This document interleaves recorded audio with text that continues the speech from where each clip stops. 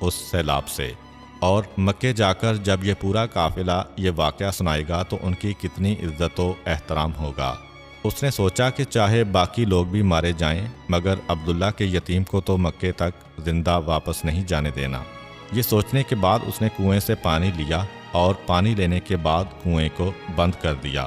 اور تیزی سے بڑھتے ہوئے 2 گھنٹے کی مسافت پر آگے جا کے بیٹھ گیا۔ ایک غلام کو پانی کی مشق دے کر یہاں پہ بٹھا دیا کہ یہاں پہ بیٹھے انتظار کرتے رہو، اور جب تم یہ منظر دیکھو کہ عبداللہ کا بیٹا تڑپ تڑپ کے پیاس کی وجہ سے دنیا سے رخصت ہو رہا ہے تو آ کے مجھے یہ خوشخبری سناؤ، میں تمہیں آزاد کر دوں گا۔ خود آگے بیٹھا انتظار کر رہا ہے کہ اب میرا غلام آئے گا، لیکن جب غلام آیا تو ابو جہل نے دیکھا کہ وہ خوشی کے عالم میں نہیں آ رہا کہ میں یہ خوشخبری ابو جہل کو پہنچاؤں اور آزاد ہو جاؤں،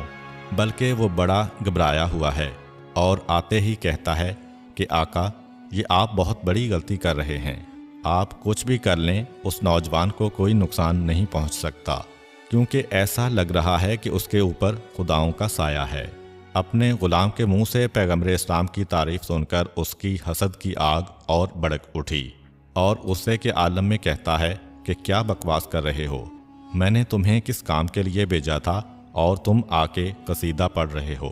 ہوا کیا ہے یہ تو بتاؤ۔ کہا کہ جس وقت میں نے اس قافلے کو آتا ہوا دیکھا تو مجھے یہی توقع تھی کہ وہ لوگ پیاس کے عالم میں آ رہے ہوں گے،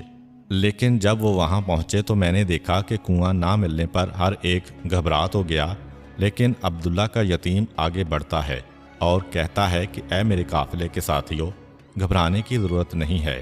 ہم اللہ تعالیٰ سے دعا کرتے ہیں، اللہ ہماری دعا کو قبول کرے گا۔ یہ کہہ کے وہ آگے بڑھا، اس نے دعا کے لیے ہاتھ اٹھائے اور پھر ایک مرتبہ زمین کو ٹھوکر ماری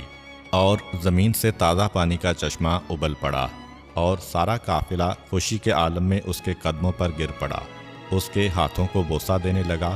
ہر ایک کی زبان پر اس کی تعریف تھی۔ ابو جہل اس وقت انتہائی پریشانی اور ندامت کی حالت میں ہے کہ وہ کس طرح اپنے قافلے کا سامنا کرے، پریشانی کے عالم میں آگے بڑھا جا رہا ہے۔ روایت میں ہے کہ شام کی سرحد کے قریب ایک مقام پر اس کا اونٹ کھجور کے ایک درخت کے قریب سے گزرا کہ اچانک اس کھجور کے درخت کی اوٹ سے ایک انتہائی خوفناک اژدہا نکل کے اس انداز سے آگے آیا کہ ابو جہل کا اونٹ بڑک کے بھاگا اور اس نے ابو جہل کو زمین پہ گرایا۔